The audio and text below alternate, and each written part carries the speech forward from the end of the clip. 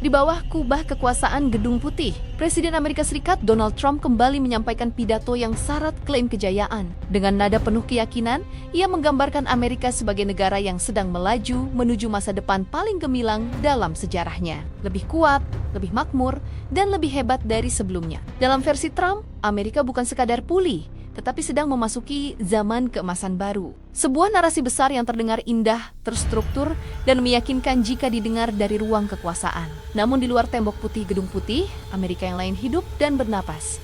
Amerika yang tidak pernah muncul dalam pidato kenegaraan. Amerika yang tidak dibela oleh grafik ekonomi atau kalimat kemenangan. Amerika yang hidup dari gaji ke gaji, dari tagihan ke tagihan, dari kecemasan ke kecemasan. Disinilah kebohongan politik mulai terlihat jelas. Bukan kebohongan dalam arti kata, tetapi kebohongan dalam makna ketika negara berbicara tentang kejayaan, sementara rakyat hanya mencoba bertahan. Trump mengklaim pemerintahannya berhasil mengendalikan inflasi. Klaim ini diulang, ditegaskan, dan dipoles dengan bahasa optimisme. Tetapi, inflasi yang dikendalikan di atas kertas tidak berarti apa-apa bagi rakyat yang setiap hari melihat harga naik di rak supermarket. Inflasi bukan sekadar persentase tahunan. Inflasi adalah bensin yang semakin mahal, makanan yang semakin kecil porsinya, dan uang yang semakin cepat habis. Negara boleh mengatakan inflasi jinak, tetapi dompet rakyat berkata sebaliknya. Di titik inilah propaganda ekonomi bekerja. Ketika pemerintah menyempitkan makna ekonomi menjadi angka makro,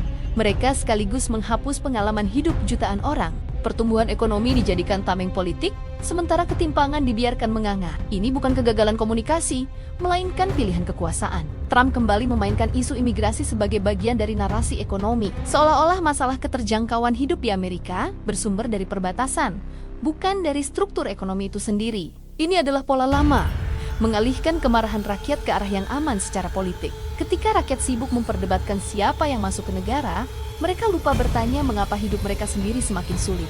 Dalam pidatonya, Trump bahkan berani menyatakan bahwa 3 tahun ke depan akan menjadi periode terbaik dalam sejarah Amerika. Klaim ini kembali ia gaungkan di media sosial, menciptakan gema optimisme yang masif. Tetapi optimisme yang tidak disertai perbaikan nyata hanyalah ilusi kolektif. Di balik layar media sosial, kemarahan publik justru terus membesar. Harga kebutuhan pokok merangkak naik tanpa belas kasihan. Bensin, bahan makanan, sewa rumah, layanan dasar semuanya menekan dari berbagai arah. Bagi kelas menengah Amerika, hidup tidak lagi tentang menabung atau merencanakan masa depan, tetapi tentang bertahan hari ini. Para ekonom mulai terang-terangan menyebut kebijakan tarif Trump sebagai salah satu pemicu utama situasi ini. Tarif perdagangan yang diklaim sebagai alat perlindungan nasional justru menjadi beban domestik. Pasar terguncang, rantai pasok terganggu, dan harga barang melonjak. Dalam praktiknya, tarif bukan senjata melawan negara asing, melainkan pajak terselubung yang dibayar rakyat sendiri. Disinilah ironi kebijakan Trump terlihat jelas. Dengan dalih melindungi Amerika, kebijakannya justru membuat hidup orang Amerika lebih mahal. Tetapi narasi ini jarang diucapkan secara jujur. Di panggung kekuasaan, yang disalahkan selalu pihak lain negara asing, pemerintahan sebelumnya, atau kondisi global. Tanggung jawab selalu dialihkan, tidak pernah diakui. Kegelisahan mulai terasa, bahkan di dalam Partai Republik. Menjelang pemilu paruh waktu 2026, angka jajak pendapat menjadi mimpi buruk. Tingkat dukungan terhadap Trump anjlok ke titik terendah. Mayoritas warga mengaku khawatir dengan biaya hidup. Lebih dari separuh menilai ekonomi memburuk di bawah kepemimpinannya. Ini bukan sekedar penurunan popularitas. Ini krisis legitimasi ekonomi. Yang lebih berbahaya bagi Trump adalah retaknya basis pendukungnya sendiri. Gerakan Make America Great Again mulai mempertanyakan arah kepemimpinan yang mereka dukung. Banyak yang merasa Trump terlalu sibuk mengurusi Ukraina, Gaza, dan Venezuela, sementara dapur mereka sendiri kosong. Bagi rakyat, geopolitik tidak pernah lebih penting daripada kebutuhan sehari-hari. Trump merespons dengan turun langsung ke negara bagian, mengulang janji lama dengan kemasan baru.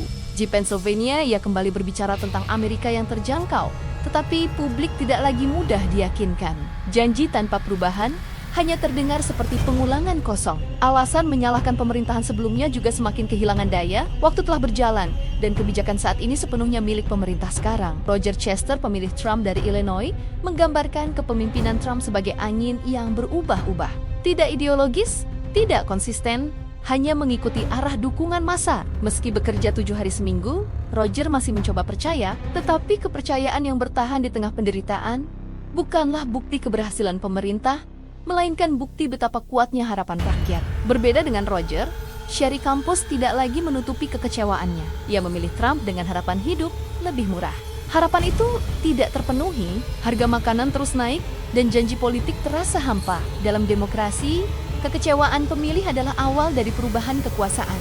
Di atas semua itu, krisis layanan kesehatan menjadi ancaman paling nyata. Subsidi diperkirakan berakhir, premi melonjak, dan jutaan warga terancam kehilangan asuransi. Di Amerika, sakit bukan hanya persoalan medis, tetapi risiko finansial yang bisa menghancurkan hidup. Ketika negara gagal melindungi warganya di saat paling rentan, maka negara kehilangan legitimasi moralnya. Kini setengah warga Amerika percaya ekonomi berada di ambang resesi. Persepsi ini sama mematikannya dengan resesi itu sendiri. Ketakutan publik menggerakkan perilaku ekonomi, dan perilaku itu bisa mempercepat krisis. Dalam situasi seperti ini, dukungan terhadap presiden menjadi penentu arah politik nasional. Partai Demokrat membaca peluang ini dengan jernih. Mereka tidak berbicara tentang kejayaan abstrak, tetapi tentang harga, kesehatan, dan kehidupan sehari-hari. Isu-isu yang tidak bisa diperdebatkan dengan slogan. Pada akhirnya, rakyat Amerika menghadapi satu kenyataan pahit. Janji kejayaan nasional tidak pernah otomatis membuat hidup mereka lebih baik. Negara boleh mengklaim hebat,